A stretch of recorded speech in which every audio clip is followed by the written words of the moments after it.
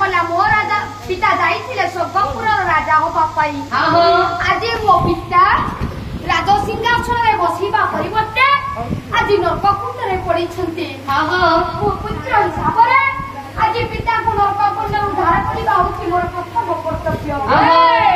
राति विचार कले पिता तो नरककुंड रे पड़ी छंती मालो नरककुंड रे उद्धार करिबि केमिति बड़ चिंतारे पुत्र ददाती बसी रहिथिबा समय रे अनिते पुनर्बार सेई देवर्षि नारद मंत्री गले पुत्र ददाती निकट रे कहले हे राजा ददाती प्रणाम देवर्षि प्रणाम तुम मुख मଳି न पड़ी जाइछि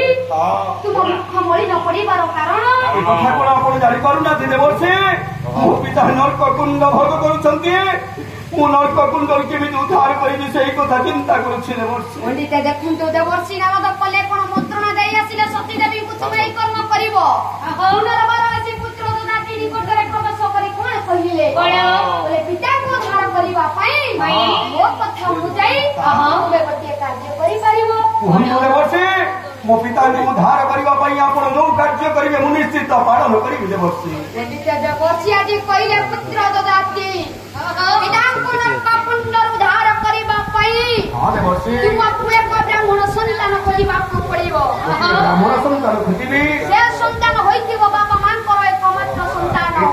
संतान नाम तार थिबो नारायण को नाम अनुसारे ता पिता को नाम थिबो नारायण को नाम अनुसारे आ से संतान रो बयस 8 रु 12 मध्ये रे होइथिबो एमिति ब्राह्मण संतानानी मु करिबि कोन देवर्षि ये संतान पाणी गोटे यज्ञ करिबो यज्ञ रे थिबो जदी पूर्णाहुति दबो देवर्षि ना गोटे ब्राह्मण कमल संतान करी मु यज्ञ कुंडर पूर्णाहुति रे मु पाप करिबि ना पुण्य करिबि देवर्षि ताहाले कोन तुमे चाहनी योग्य संतान होबा पई संतान होबा पई जाउछि मो पिता को नरककुंड उद्धार करिबा पई जाउछि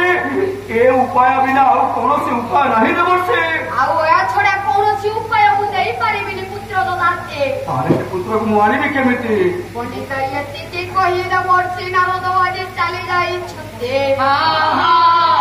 देवर्षि